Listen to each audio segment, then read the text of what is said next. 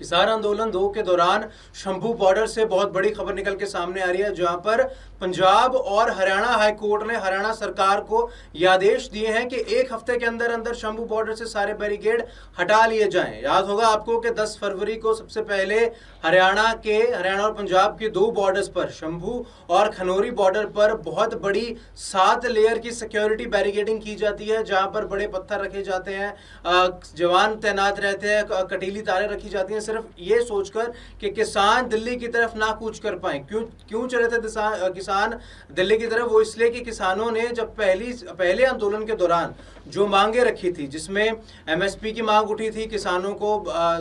Pension देने की मांग उठी थी, जो मुआवजा किसानों पर है, जो कर्ज किसानों पर है उसको माफ करवाने की मांग उठी थी, इन सभी मांगों को लेकर किसान एक बार फिर से दिल्ली की तरफ कूच करने को तैयार थे। लेकिन उन्हें इस बार पंजाब और हरियाणा के बॉर्डर्स पर ही रोक लिया जाता है, शंभू और खनौरी बॉर्डर पर 7 लेयर की सिक्योरिटी बैरिकेडिंग के साथ। इस पूरे मुद्दे को एक बार फिर से हवा मिलती है, दुनिया भर का मीडिया इसे दोबारा कैप्चर करता है, ये सोचकर कि किसान एक बार फिर से उसी तरीके का क्रांतिकारी आंदोलन करने को तैयार हैं। जब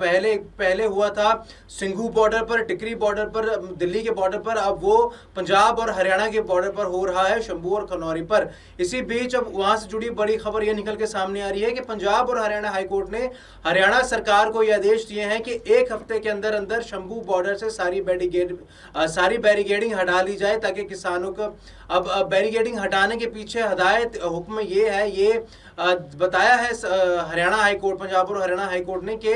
किसानों की मांग केंद्र सरकार से है तो हरियाणा सरकार उन्हें वहां नहीं रोक सकती, वो उनके कॉन्स्टिट्यूशनल हकों के खिलाफ है। इसलिए अगर वो बैरिकेडिंग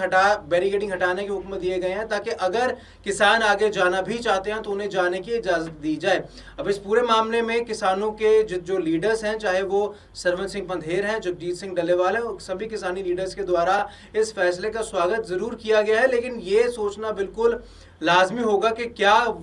जो जज्बा किसानों में 5 महीने पहले था, 10 फरवरी को ये शंभू बॉर्डर बंद किया गया था हरियाणा सरकार के द्वारा, और 13 फरवरी वो पहला दिन था जब पंजाब और हरियाणा के शंभू और खनौरी बॉर्डर पर आंसू गैस के गोले फेंके गए थे, कुछ किसानों पर रबर पैलेट्स भी चलाए गए थे, रबर की गोलियां चलाई गई थी, वाटर कैनन से भी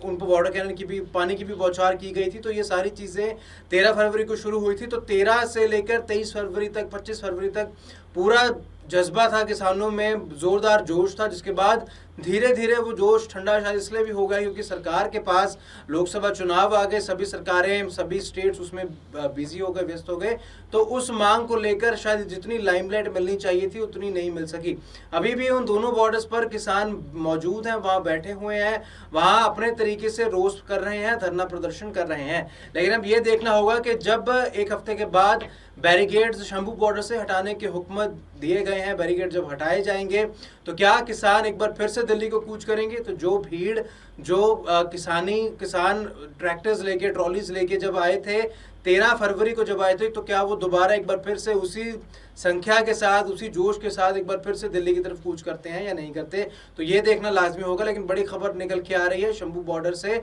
किसान आंदोलन से जुड़ी हुई कि हरियाणा और पंजाब और हरियाणा हाईकोर्ट ने हरियाणा सरकार को ये हुक्म दिए हैं कि एक हफ्ते के अंदर अंदर शंभू बॉर्डर से सारे बैरिकेड्स हटा लिए जाएं।